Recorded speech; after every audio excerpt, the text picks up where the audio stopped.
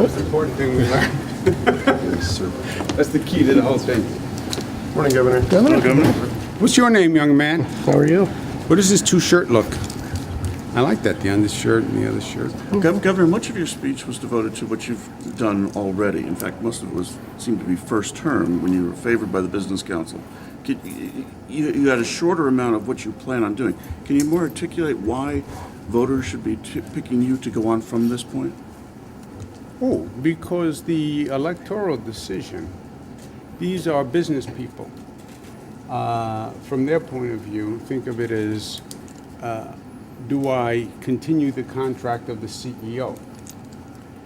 The first question to the CEO would be, how has the company performed under your leadership?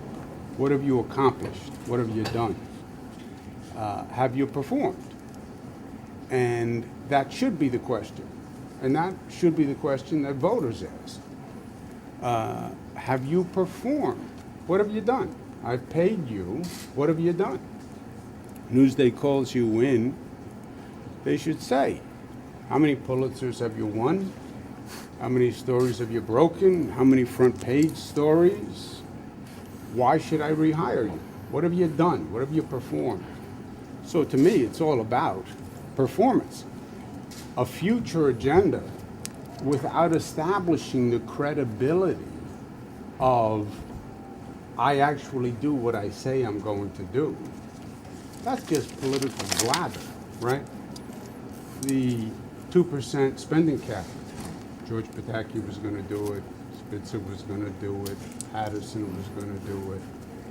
Yeah, none of them did it. The art form in the private sector and in government. Can you actually do what you say you can do?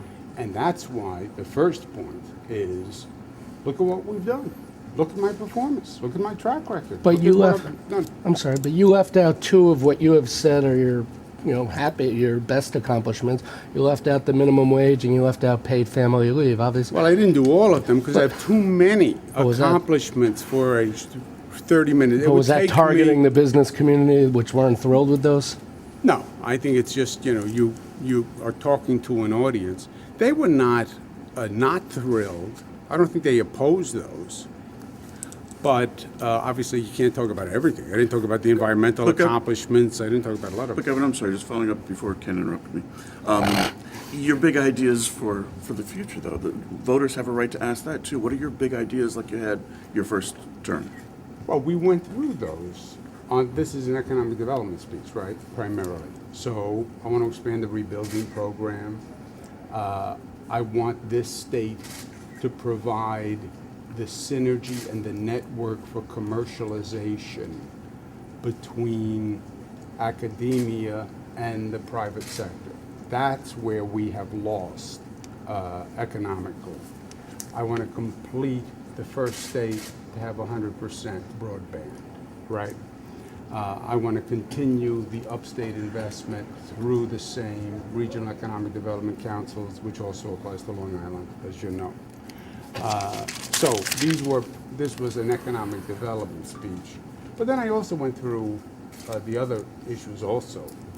Women's rights agenda, we did it quickly, but women's rights agenda, criminal justice reform, that's bail, that's marijuana, voting rights reform, ethics reform, right? There was a slide that went through other items also. Governor, would you accept the endorsement of the Working Families Party? Do you plan to run on their ballot line should they offer it to you? I think what the primary demonstrated is New Yorkers know that this is the progressive capital of the nation, and not just rhetorically, but by delivery.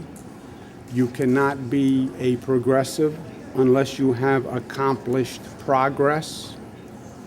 Getting back to Mr. Gormley's point, they're not going to buy what you say you're going to do. You're not going to sell dreams and visions to this electorate. They've heard it all before. It never happened. It's about what you've actually gotten done. That's what I believe. It's about your performance. And your performance then decides your credibility for your future promises. I'm Nick Reisman. I'm going to start a media company, and I'm going to give me $1 million, and I'm going to invest it, and it's going to be the #1 media company. How do I know that you have the capacity to do that? Well, because I've done it 3 times before. Okay. So what the primary was about is, here are our progressive accomplishments. This is what we have achieved, and this is the significance of them. In truth, I think we did so many things that people didn't appreciate the full impact of what we actually accomplished. You know, marriage equality to $15, to paid family leave, to close more prisons than any administration in history. So that's what the primary was about. I think we demonstrated that. I think the numbers shocked everyone. I know it shocked you guys because I was reading what you were writing, especially Jimmy, and I noticed the disparity between the actuality and the forecast. Well, I only Governor, picked on him because I pick on you all the time. Governor, So I want to be Governor- equal. But that didn't answer Jimmy's question, which was, would you accept the WFP? Oh, I don't know. We That's haven't Nick. even. He's the one who looks like Jimmy. I meant Nick. But same question. Ken's right. What are you doing when you take the WFP line? We haven't gotten there yet. Well, have you had any conversations with them? Are you No. interested in the line? I haven't had any conversations with them, and we'll see how it goes. Governor, based on the out-year financial gaps, do you think the state needs to renew the millionaire's tax at its full level? Does the state need that much revenue? That's something we'll look at next year. I had a quick conversation with Rob about it in the car, but we have to get more information and more numbers before you can make a decision. What do you make of the Brett Kavanaugh situation? Do you think he should withdraw? I think the way they are handling it is disgusting. I think for Senator McConnell to get up and say, we are going to confirm Kavanaugh, just showed what a sham and a mockery the entire process is. You haven't started the hearings. How can you stand there and say, we're going to confirm the man? We haven't started the hearings, and the hearings are supposed to discuss facts, and we have very serious accusations, and the witnesses are going to come in, and they're going to be questioned by an independent counsel. But that's all baloney, because I know the conclusion, and the conclusion is we're going to endorse him and confirm him. There is a disrespect for women that this administration chronically exemplifies. After the Me Too movement, they did absolutely nothing when it came to sexual harassment. They have always diminished the charges of women. Always, consistently. And they're doing it again. To cheapen or ridicule the pain a woman suffers from a sexual attack is disgusting. Sexist and disgusting. To second guess how a woman should have acted after a sexual attack is sexist and disgusting.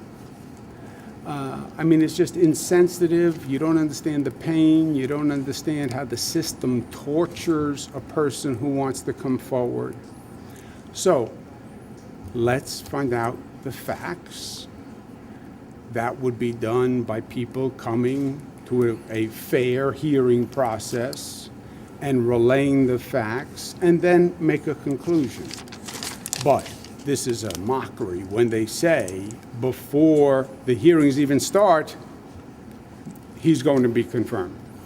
Mark Molinaro yesterday here before the same audience painted a much different picture of the state. One, he says, that has seen the outmigration of upstaters, 1 million people, one that has been filled with corruption. You obviously painted a much rosier picture. Well, except this is reality. It's the only difference. These are numbers. 8.1 million jobs, highest number of private sector jobs in history. but people are still leaving Fact. upstate New York, Governor. Yes. That is a demographic fact. But that doesn't change the fact that young people are moving to upstate New York. We have more jobs than ever. Our taxes are lower than ever. Doesn't change any of that. But more people are leaving the state than moving into it upstate. More people are leaving upstate net. Yes. Well, how's that a positive, though? Well, it's people will make demographic choices about where they want to live. Some of them are climate-based, right? Some of them are based for personal reasons. So diminishing population in upstate New York is not new. People were leaving upstate New York because they had to in the past. Young people were leaving because parents were saying, you better leave, there are no economic opportunities here. That is no longer the case. Somebody wants to move to Florida because they want to move to Florida, God bless them. They want to fish, they want the warm weather, God bless them. But we were chasing people from this state. We are now attracting people to this state. And his plan to cut taxes by 30%, the property taxes that he announced yesterday? It's a sham. It's the state should pick up Medicaid, $7.6 billion. Yeah, that's a nice idea. Governor, I was talking to my daughter. I'm working with her about balancing her budget. She has a job. She has an income. So she graduated college. She has to balance her budget. She's having trouble balancing her budget. She called me up. She said, I have a great idea. I said, what's that? You pay my rent, and I can balance my budget. I said, yeah, but that's not really balancing your budget. State picks up $7.6 billion in Medicaid. Yeah, great. And then where does the state get $7.6 billion? He says it'll be paid for. He's going to show it this week, he says. Well, yeah, then you'd have to raise taxes on the state side, or you'd have to cut education. You couldn't even cut Medicaid because you're increasing Medicaid. So you'd have to take it out of education, or you'd have to raise taxes. They're not going to take it out of education, as you know. So it's just a shell game sham. Governor, Governor, on Trump, you've campaigned a lot against President Trump, aside from today, which is mostly an upstate audience.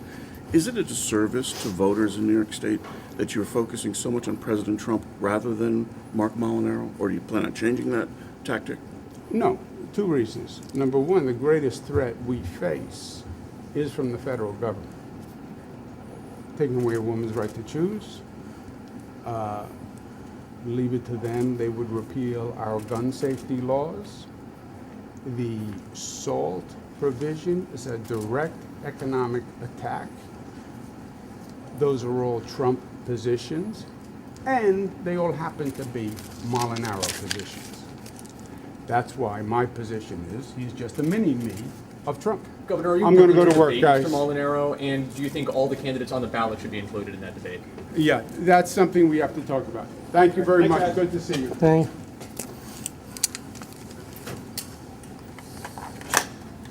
Yep.